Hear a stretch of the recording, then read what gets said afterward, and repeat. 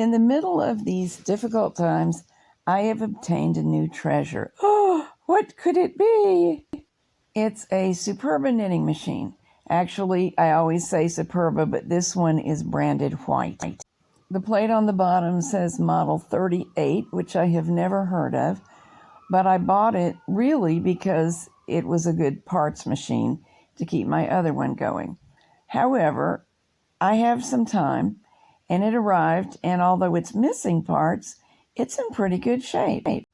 So this seems like a good time to do a video attempting a restoration of a machine, only with what I have on hand, because I'm not going shopping. None of us are. So here's what we're going to do. I'm going to make this like a video log and publish one episode every day. I'm going to do as much of the work in restoration as I can manage on my own, and then Jack will chime in and help me with the remainder. And here's how those friends who have Superbas, whites, and other relatives of this machine can join in.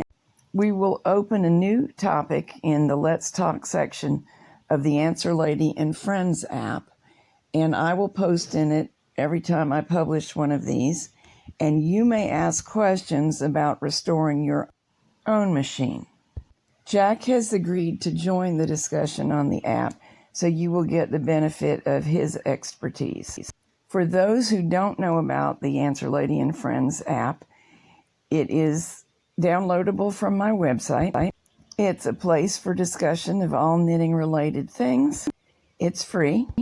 It qualifies for publication on Google Play, but I am not doing that because I want to be a little bit more selective than the whole world. It works for Android tablets, including Amazon Fire tablets, and it can be installed on the computer as well with an adapter.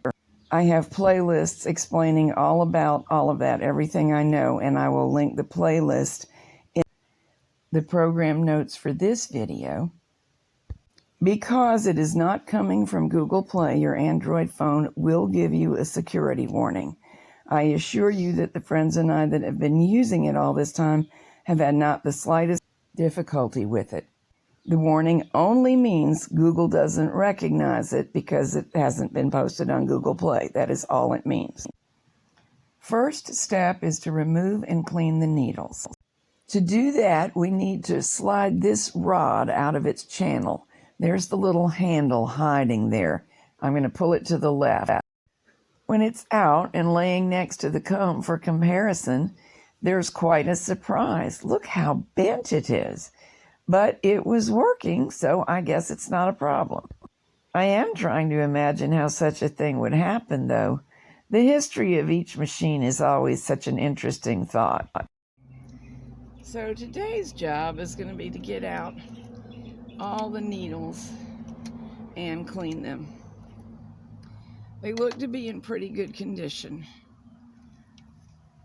but I find it always helps.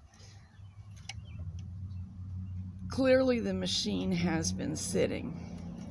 It was not put away very dirty because I don't see a lot of fiber and gunky buildup, but in the little channels, what I do see is debris where it was probably stored, maybe in a storage unit, but not covered.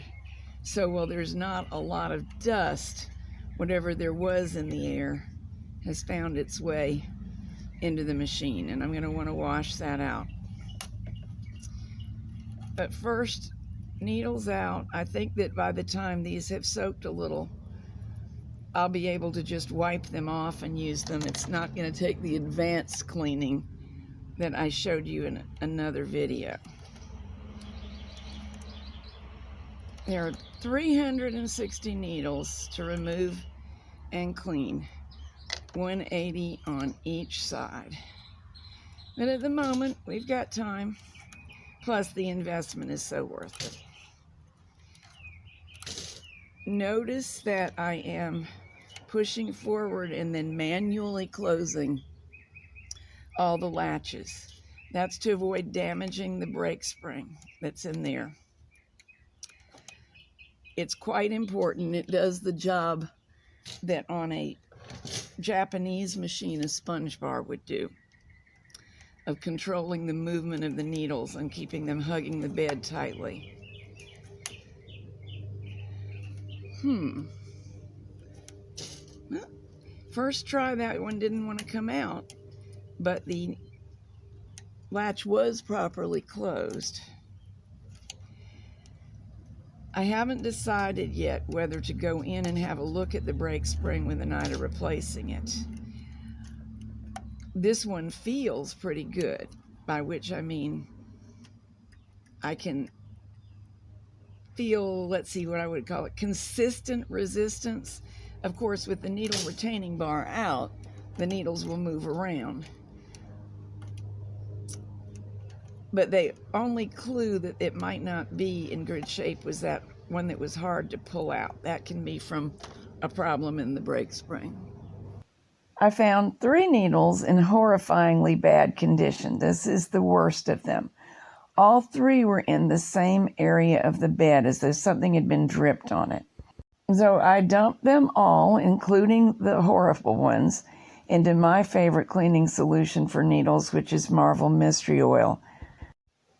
When I got ready to remove them, the majority cleaned up nicely with the blue shop towels that you see around. I just wiped them off.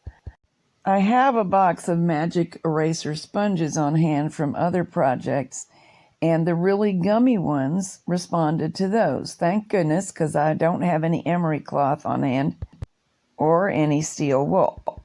So back into the machine they go. Always open the latch before inserting the needle and tilt the butt sort of up towards yourself so that the hook will slide underneath and through that brake spring to seat. Then reinsert the needle retaining bar and you're done with the needles. We do have some other issues that I'll be dealing with in future episodes. The buttons on the machine are very sticky. Some are not working at all. The combs are in poor condition, some bending and some rust. But I'd really like to try to salvage those combs and even the wires, because they're not all that easy to come by. The underside of the machine does have significant rust on it, and the racking mechanism is not working. Neither is the mechanism that allows us to select the distance of the beds working. So we will be addressing all of those issues one episode at a time, as well as swapping parts around between machines to get one that is perfectly outfitted, or at least so we hope. A heads up about this series. My bandwidth is somewhat limited due to the circumstances. I cannot load big videos from home, and home is the only place I can load videos now. It's not so much the length of the video, it's how much moving footage there actually is and the resolution of that footage. So here's what we will be doing.